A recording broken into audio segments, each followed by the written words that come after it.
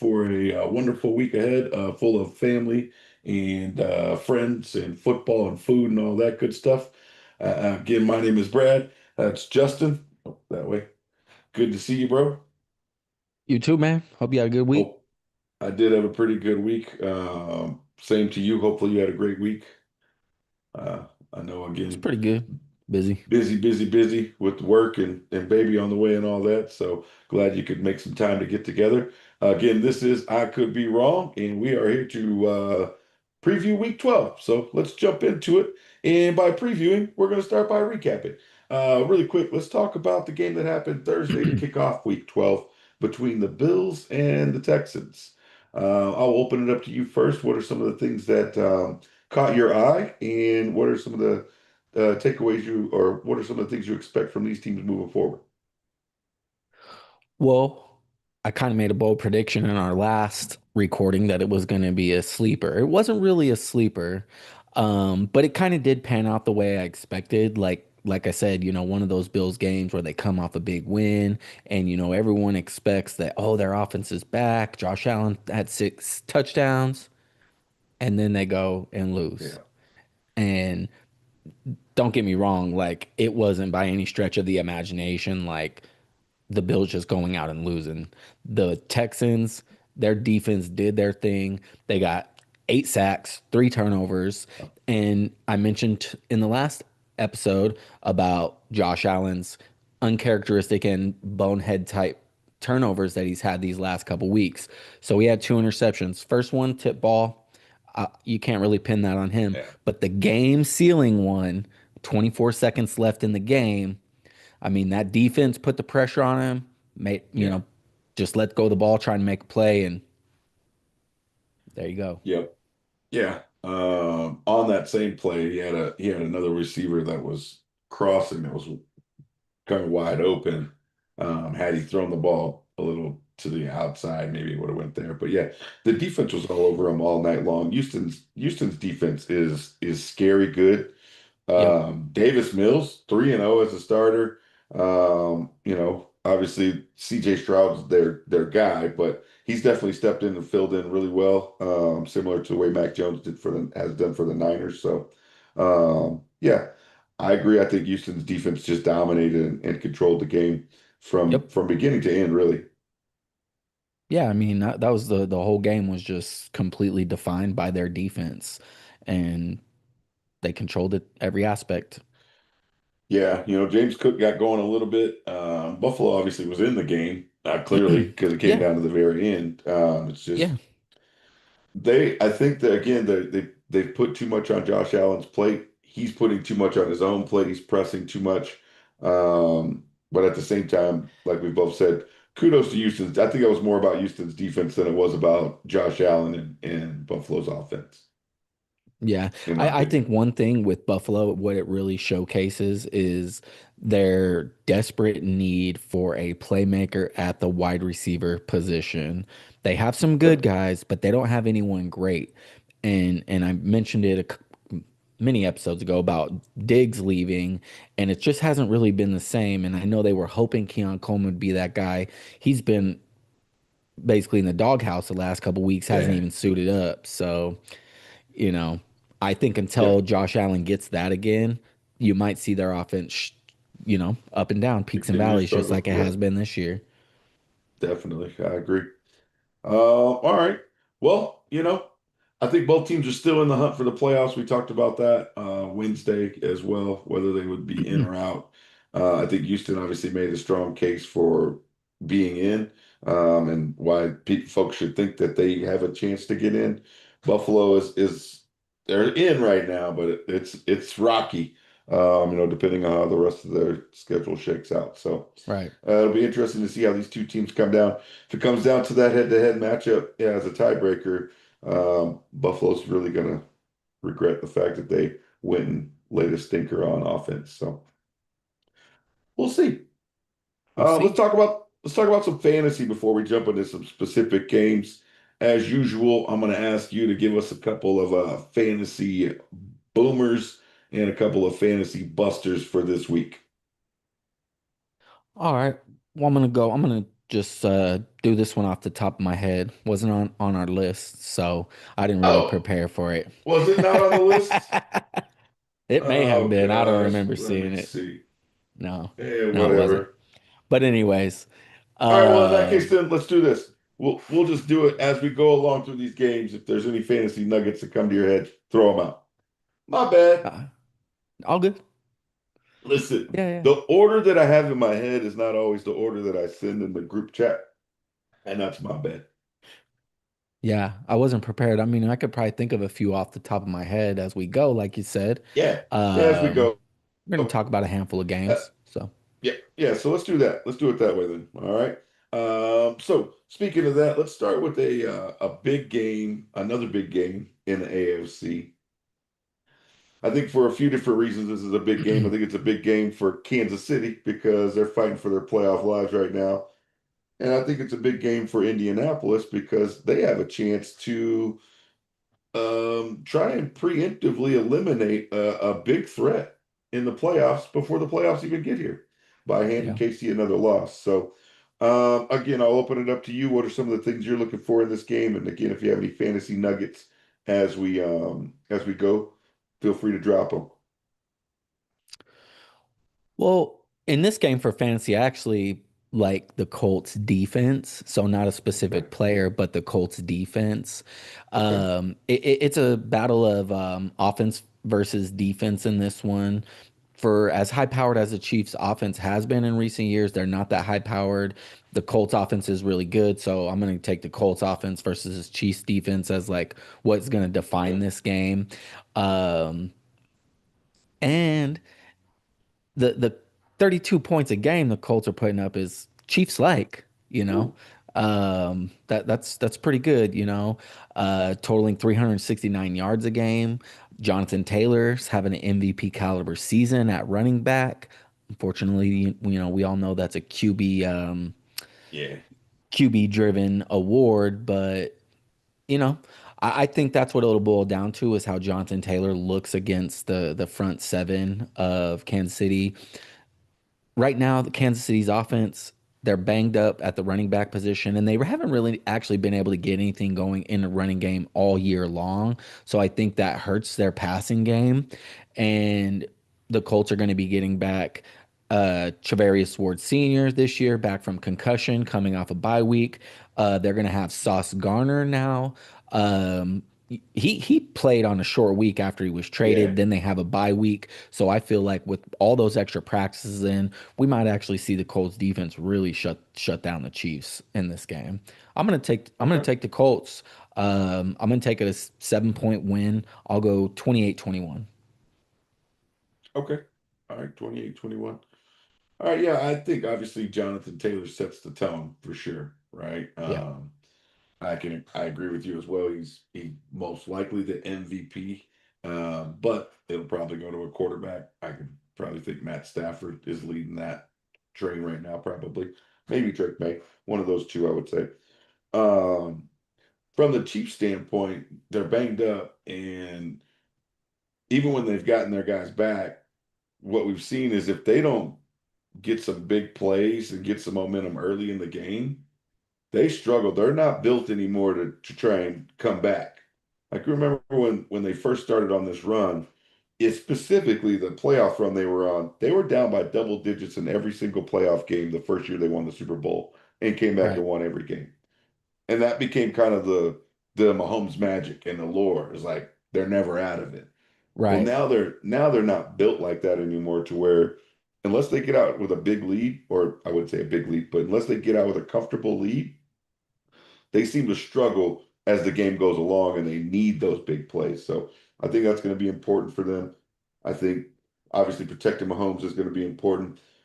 If Ward is back, I know he's questionable right now and it looks like he'll be back, but if he's back and then they have Sauce Gardner in there, I think Kansas City might have a long day trying to throw the ball. So, and we know they don't like to run it. And it looks like Kareem Hunt is in line to be the starter this week. Yep. Pacheco, I think, is banged up a little He's bit. out. So every what's surprising is the Colts, I mean, I'm sorry, the Chiefs are still favored in this game by 3.5 points. I know. Isn't that something? So I don't know, maybe Vegas knows something that we don't know because they typically seem to know things that we don't know. Um, but yeah, I'm Apparently. surprised by the Chiefs being favored by 3.5. And I'm going to go with you. I'm going to pick the Colts as well. So that means that they're doomed. But I'm going to take the Colts. I think the Colts scored 28. I think it's a little closer. I'm going to go Colts 28, Chiefs 24. All right. I just think that the Chiefs offense is gonna, I'm sorry, the Colts offense is gonna be a little bit too much for Kansas City's defense. Jonathan Taylor, and they control the clock a little bit and they win the game. I think so too. Probably see some big plays from Pierce today. That'll be my Yeah. fantasy nugget in this one. Okay. Alec Pierce. Alec Pierce. Give me it. The game after I mentioned that he had the He's the been taking off. highest average is when he finally got his first touchdown. Yeah. He's been doing all right since then. Yeah. All right, well, let's move over to the NFC and a game that I think is important, again, for different reasons. One, I think this is the Minnesota Green Bay game. I think for Minnesota, they're trying to keep at least a puncher's chance of getting in the playoffs. Don't think it's going to happen, but that's what they're trying to do. And the Packers are chasing down the Bears and trying to catch them for that division and maybe get a home playoff game. So, Yeah. um, what are you looking for in this game? And what do you think some of the keys are? And again, if you got any fantasy nuggets for us, feel free to drop them. W- I mean, I'm gonna just say right away, I think Green Bay is gonna win the game. Okay. Um, I know their injuries are starting to pile up, right? So Josh Jacobs, uh, Lucas Van Ness, defensive lineman, Quay Walker, all these guys, Yeah. Jaden Reed listed out. So their injuries are piling up, but I do still think they're better at the quarterback position. They are better on defense. The Vikings will have to play, well, I should say JJ McCarthy will have to play much, much better. He's only completing about 52% of his passes over the last few weeks, Yeah. not good at all. And with the way that this defense is going to be rushing him and putting pressure on him, he can't afford to make any mistakes. So what I'm looking for from Minnesota is can they keep JJ McCarthy clean and can he play mistake-free football? If he can, their defense can keep him in a game and they have a chance to win it. If not, Green Bay probably will run away with this game. Yeah. It's hard because these division games are tough to kind of pick because they play so often, right? And on paper, it looks like the Packers should win the game. I agree with you. JJ McCarthy has definitely struggled since he's been back. I'm going to pick the Packers as well. I'm going to go 24-16. I think that their defense is going to be the key to the game.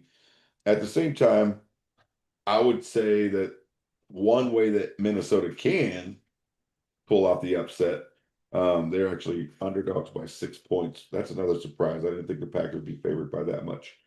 That's how little faith Vegas has in JJ McCarthy. But back to it. I think Minnesota, the one way that they can maybe flip the script is maybe a couple of big plays on special teams.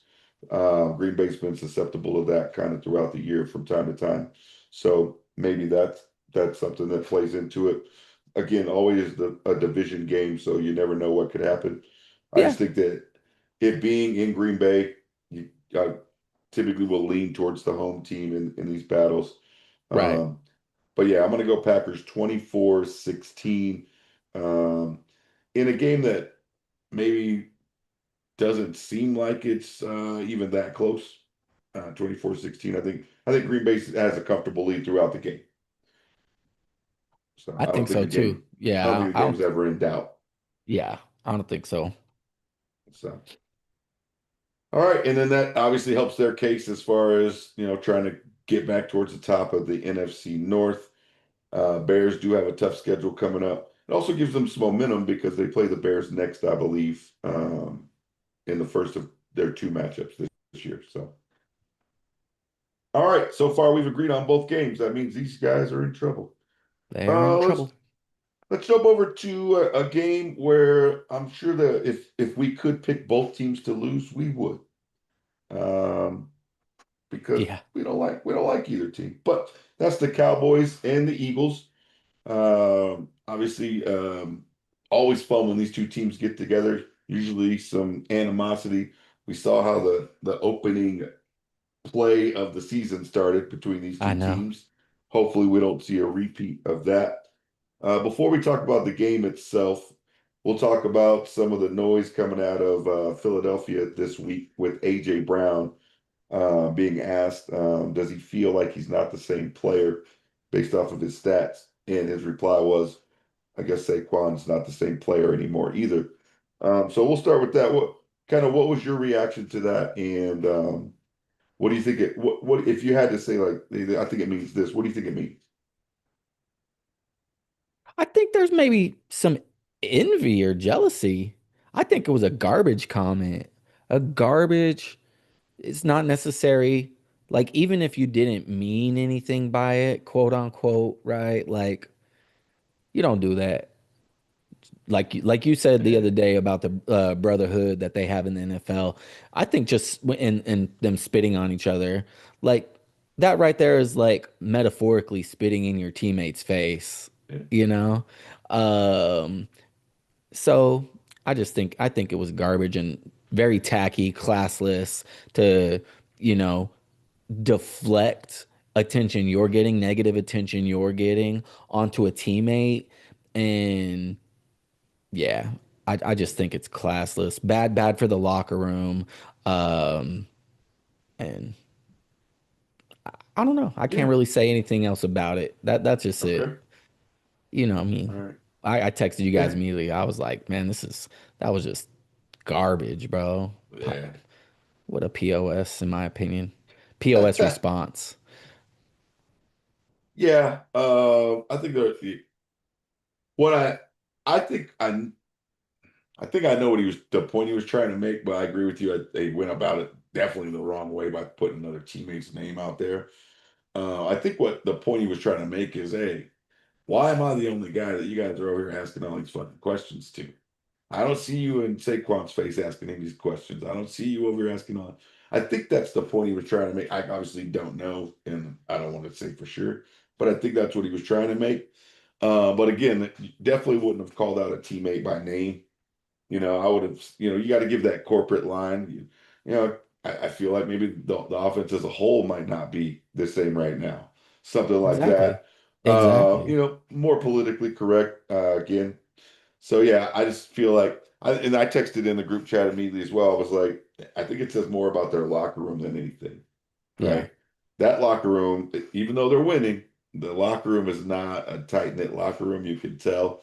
Um, and they were able to overcome it last year. We'll see if they're able to do that this year. I think the competition might be a little stiffer this year, but we'll see. Who knows? Anyways, let's talk about the game now. What do you expect to Yeah. come out of this game? Who do you look to who do you expect to win? And what are you looking for? Gosh, I'm tongue-tied today. I expect the Eagles to win. Okay. Um, you know, It's going to be a close game. I feel like this will be a really good game. Um, the Cowboys got better at the trade deadline. I think it was pretty apparent that their defensive line did actually get better. So a little bit of grace there Okay. for Jerry Jones after trading away Parsons. Quentin Williams made an immediate impact. 1.5 sacks, I believe, in his first game, and they stuffed the run. They were getting after the quarterback last week. They won the game. And so, but I think this week it's going to be a lot tougher. The Eagles defense is really, really good. And I know the Cowboys offense is high powered, but I think that this week you're going to see probably George. So this is a fantasy nugget. Probably see a bust by George Pickens. Right now he's a top five fantasy wide receiver. But Okay. I think this is a game where CD actually um, steps up and he'll have the big game of the two receivers. I don't think that the Eagles will allow both of them to have big games. So it's going to come down to situational football, I believe. And in the most important situations of the game, I think Dak will always go to CD, especially Okay. against a team like the Eagles. So I expect a lot of points, a really exciting game. I don't think either one offense or the Eagles defense is definitely better than the Cowboys defense, but their offenses, I mean, I know the Cowboys offense is high power, but they've been up and down as well. And they both have a lot of star power. Let me just say that. So they're Okay. capable of putting up a lot of points. And I think we'll see that in this game. Okay. All right. Yeah. Well, I can't argue Philadelphia's defense is definitely better than Dallas's defense. I think, and I also think that both of them improved at the trade deadline, which is easy for Dallas's defense because they were horrible. They were bad. Philly's defense got better as well. I do believe. Um, I, I would say when you look at the other side, I think it's clear that Dallas's offense is better than Philly's defense offense. Yeah. Um, I, Based off of what we've seen this year. Now, Yes. if you're just looking at the names and you're saying, okay, they have, then I think they're pretty evenly matched. But what we've seen this year, Dallas's offense is definitely playing better. And although they've had a couple rough spots, they've been more consistent by far. Um, I think this game comes down to which team can get pressure on the other team's quarterback. And I know that the paper and the stats and everything says that that's going to be Philadelphia. I'm going to go with the opposite. I'm going to shock Ooh. you. I'm going to say that Philly's dealing with some injuries on their offensive line. They're a little Yep. banged up. Lane I'm going to Johnson's say out. that I'm going to say that Dallas that takes advantage of that. It puts some pressure on Jalen Hurts. I think they're going to learn from their mistakes in week one when Jalen Hurts' legs was the reason that Philly essentially won the game because Dallas was in the game. Um, they just couldn't stop Jalen Hurts on those big third downs Right. when they needed to. So I think they learned from that, and I'm going to pick the upset. Can't believe Oh. I'm saying this. I'm gonna pick that the Eagles lose. I'm not going to say the other thing. I'm going to say that the Eagles lose by a score of 27 to 24. All right. I like it. I'm going to take the Eagles. Same score, Eagles. Okay. All right. All right. Let's jump over to a game that I would say a month ago looked like it might be for first place in the NFC. But one of these teams has kind of fallen off due to some injuries to some key guys, and quarterback play has slipped a little bit as well, and that's the Buccaneers and the Rams. So let's jump over to the NFC. What's that? South versus West now, Yeah. and we'll stay there for these last two games, South versus West. All right. So I'll open it up to you again. Bucks and Rams. What are you looking for? Whoo, Godwin's coming back, so maybe Baker Magic. We'll get to see a little bit of that. Okay. More of the same from the Rams. I mean, they're putting up points. Stafford playing at a high level. Um, should be an exciting matchup. Probably one of the best games of the week. There's major playoff implications in this game. You know, the Absolutely. the closer to the end of the season we get in matchups like this, playoff implications, they get what's the word I'm looking for here? Hell, I don't know. Off the top of my head, but they're just more important games, right? And so with these two teams, both at the top of the NFC, battling for position, Bucks get healthy, they could make a run. I think Godwin coming back is going to be helpful. Still need Bucky back, right? To be fully Yeah. healthy. We Yeah. know Evans isn't coming back, but I'm going to still take the Rams in this game. It is in LA. It's a game in LA, and their defense is playing really well. Um, Rams are on a 5-game win streak. They're Yeah. playing. I mean, Stafford's having an MVP caliber season. What is he? Absolutely. 30, 37, 38? He's playing great He's football. playing lights out. Um, so, in a league that's right now being dominated by young quarterbacks, Stafford's over here doing his thing. He's doing his thing. Yep. Kind of pisses me off. But it is what it Tell me is. about it. Yeah. I'm going to take the Rams in this one, Okay. 31-27, really high scoring game. What's going to happen is at the end of the game, they're going to need some Baker magic. He's going to be driving down the field with like 22 seconds left in the game. and he's going to wind up throwing an interception. Okay. All right. All right. I'll just throw Well, something out there. I got you. I agree that again, Matt Stafford's playing at an elite level. Can't argue with that. I hope Godwin plays. Mainly because I'm selfish. He's on one of my fantasy teams, and I'd like for him to have a big day. Probably won't play him even if he does play, just because it's his first game Just back, have and to see. Yeah. have some other guys that I think will have a better day. But I want to see him back because I think it makes the game more interesting. It's going to make it more competitive. Right. They do need Bucky Irving back. Rashad White has shown flashes of being that guy. He just hasn't been consistent. If he can carry the load, I think that helps the Bucks as well. Rams defense is really solid, but they are a little shaky in the secondary right now. So that with Godwin coming back could be something to keep an eye on. I'm gonna go the opposite. I say that Tampa Bay, not off the strength of Baker magic, I think that Tampa Bay gets a couple turnovers somehow, Ooh, and that is the difference in the game. And I'm gonna take the Bucks in a close one, 26-23. all right. They need this game. They need this game because the team that we're about to talk about is right on their heels, Yeah, they're one good game enough to behind win them. it. I mean, So they're definitely good enough to win it, yeah, yeah. and they're So getting better. So and they've had two games in a row where they were in the well, not I guess the Buffalo game they weren't really in it at the end. They kind of ended up getting their ass whooped. But it started out they were in it, and then the week before that they were in the game as well and just fell short at the end. So I feel like they're going to feel a sense of urgency when they come out. They're going to. And the other thing is my fandom is telling me pick the Bucks because the Rams need to lose. So right. in this one the Rams are favored Well, by then I 7. guess That's it's a big good that I spread. didn't pick them. Very true. Yeah, we picked the Yeah. So it's opposite. another. So Yep. It's another big spread, 7 points. I'm kind of surprised by that. I know the Rams are playing at home, but 7 points yeah, it's quite a lot. in a game between two division winners, that's a big spread. Or division leaders, I should say, not winners Right. yet. All right, let's jump over to the last game that we're going to look at, and that is the last game of the week in week 12. It's our 49ers taking on the Carolina Panthers.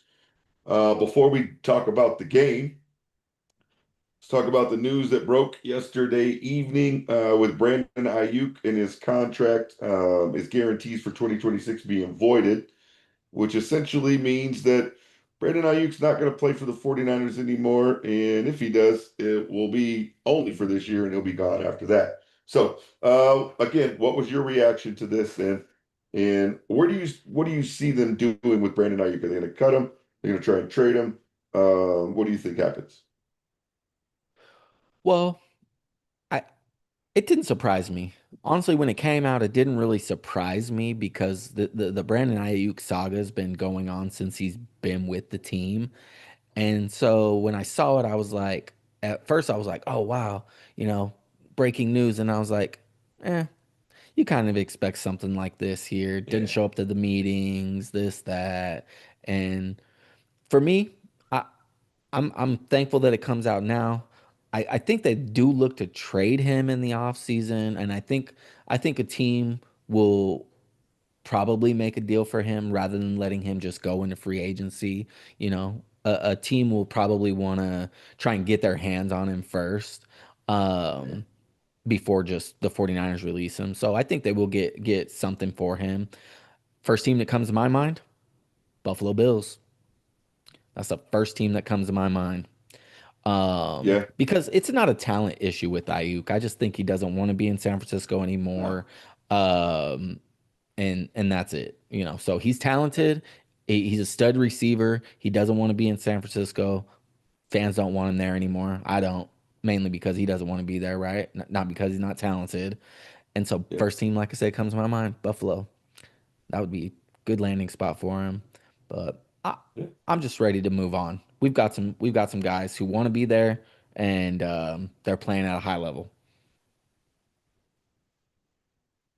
Yeah, I agree. I think that it's time to move on for sure. at this point.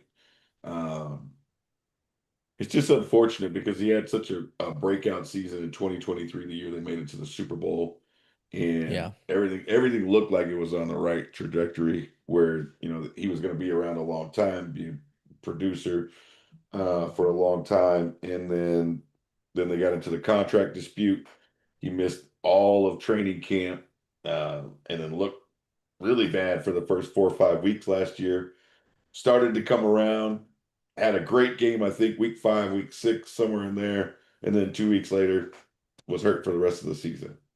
right. Um, this year, I was kind of surprised by the news because everything that I had seen throughout this offseason had said he's been a great teammate on the sidelines. He's been trying to coach up the young guys. So to me, if you're doing that, shit, you got to be there, right? Right. But it sounds like he wasn't there when he was required to be there. He was only there when he wanted to be there, um, which is a problem. So yeah, I think it's Exactly. time to move on. I'm not sure. I agree with you. I think that it's possible that they trade him. I think it's 50-50. I Yeah, think it's it's just fifty I fifty. think somebody out there. I think Buffalo's you know, a great candidate. You think of a team like who else needs a wide receiver right now besides Buffalo? Maybe I mean, I you don't talk know. about bad team. Cleveland needs Yeah, a receiver, Cleveland needs some right? They receivers. don't have a number one. Um, uh, Um, you know, I there's a know lot of Diggs is places on the maybe. Patriots, but he's aging, so you want to make Yeah, sure Drake May continues to have good targets, yeah, or a good receiver as he progresses. So Patriots come to mind. yeah, Um, Bo Nix definitely needs another wide yeah. I was receiver. I mean, thinking I like Cortland Denver. Sutton, but Ayuk would be Ayuk's an an upgrade for upgrade, them. Yeah, you Ayuk would know. be an upgrade for them. I think even in I keep doing it. Damn, they've been Chargers. gone for forever. The Yeah. LA Chargers. I think I would be a good fit for him as well. And I agree with you. It's not a talent issue with them. It's a want to and an attitude issue. And I don't want to say Right. that he's got a bad attitude. It's just that his attitude is that he doesn't want to be there. So, yo, it's time to go. Exactly. Um, but I also could see, John Lynch and Kyle Shanahan saying, because John Lynch is one of those no nonsense type of guys. It definitely was as a player. I could see him just saying, you know what, see you, go good luck, and we Right. don't want to deal with the trade for you. We'll just get rid of you. So it's unfortunate because I really liked him. Yeah. Glad I didn't buy his jersey. All Heck right, of a talent. all right, let's move on. Let's talk about the game itself now. Another Yeah. big game. Yeah. Niners trying to stay in it for the NFC West championship and again get a home playoff spot. Panthers 6-5. They are right on Tampa Bay's heels trying to get that NFC South championship in a home playoff game. So let's talk about what do you expect? Who do you think is going to be the stars in this game? And who's coming out on top? 49ers will come out on top in a close game. Close and exciting game. Probably a lot of points scored in this game. Both passing defenses aren't great. 49ers 28th passing yards allowed. Panthers defense overall ranked 23rd in DVOA. And man, Yeah, the 49ers offense with the first week Brock Purdy came back, they were the number one team in offensive success rate. I know they were only playing the Cardinals, but man, they look good. They look good. So I think it's going to come down to which offense can be most efficient. With Carolina still being young, and Bryce Young prone to making some mistakes here and there. I'm going to take the Niners 27-24. Another one of okay, those 3-point games, score like that. Um, with Purdy making some big plays, Kittle probably has a big game in this one.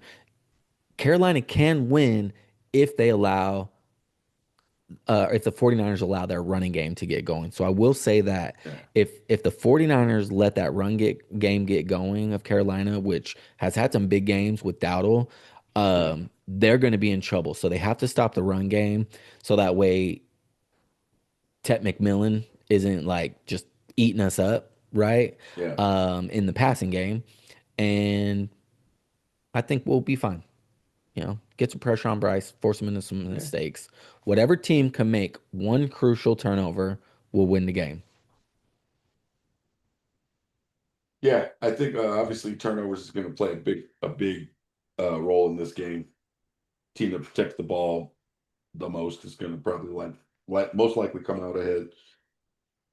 I love the fact that we hung 40 in Brock's first game back. Again, I don't care if it was against the Cardinals, whoever it was Yeah, against. It was an NFL team. They dropped look 40 good. on them. Right. It looked solid. Pearsall didn't really contribute at all, so we're still waiting to see what he adds to the mix as well. I mean, he had, I think, what was it, one catch or three catches, something like that. Didn't do much, Yeah, it wasn't much. which is to be expected because he's rusty. Not like a quarterback out there who's mainly doing mental things. The wide receivers they need a little more time to work off the rust, I would say. I think this comes down to McCaffrey going against that Carolina defense. I think if we just feed the rock, we give him some holes to run through, we can take advantage of Carolina. We can hold on to the ball, manage the clock. I like that you pointed out we need to get some pressure on Bryce Young. He seems to be gaining some momentum, gaining some confidence, and then the team is galvanizing behind him and getting more confident with his play. One thing I want to, I think I put this in the group chat, a little stat I'm gonna throw out here really quick, which makes me, I want to highlight why getting a pass rush is that important. Nick Bosa hasn't played since week 3. It's about to be week 12. Nick Bosa has the second most sacks on the San Francisco 49ers this year. Wow. It's That's not crazy. good. Yeah, No, that's not that good. won't hold up if Uh, that won't hold up in the playoffs if they make the playoffs. They got to fix that. Exactly. So they got to get some pressure. I agree with you. And, again, like we talked about earlier in the season, Robert Sala's usually pretty good about getting pretty creative with getting pressure, maybe bringing some guys from the defensive backfield. So hopefully they can do that. I just think that the 49ers have more talent than Carolina. I think Yeah. they're, just from top to bottom. Not that Carolina's doesn't have a talented team. They've got some talented guys. I just think that the 49ers are a little more stacked. Right. 49ers are favored by 7. I'm going to say that this game is a push. Niners 28, Panthers 21. Oh wow. Yep. Okay. So the Niners win the game, but nobody wins in Vegas. Unless, which they typically will do, they move that spread by a half a point. So that way somebody loses. Don't fall for the hook, people. Don't fall for the hook. That's how they get you, bastards. Anyways, that's our recap for our preview for week 12. We would love to know what you guys think. Drop us a comment, share, like, subscribe, all of that good stuff. You got anything else for the good of the group, bro? Um, no, but you brought up Christian McCaffrey, and I want to say this. He's going to be pretty excited in this game. It actually is his homecoming, his first game back playing against the Panthers since being traded. So I think he's going to be motivated to have a good game. Not that he's not ever, motivated in any other Yeah. game, but just a little bit of extra incentive. Yep. Probably have Yep. a good game. I think so. He has the most receiving yards by a running back through 11 games in history. Wow. Nope. Didn't know Uh, that. He's on track to be, I think, what would they say, the first running back? I have to look in how many years. First one to get 1,000 yards rushing and 1,000 yards receiving in quite some time. I think there's only Oh, been wow. 3. So, yeah, keep going, CMC. Let's Take us all the go. way. Take us all the way to the bowl, which is in Santa Clara. So you wouldn't have to go very far. I know, right? All right, that is it. We do appreciate those of you that watched. Please, again, don't forget to like, share, subscribe, and be on the lookout for our next episode on Wednesday. In the meantime, I will leave you with our final 2 thoughts. Don't forget that division is a math problem. It should never be a people problem. And especially this week during Thanksgiving, please be kind. It is free, even if you are talking to Cowboys fans. Peace.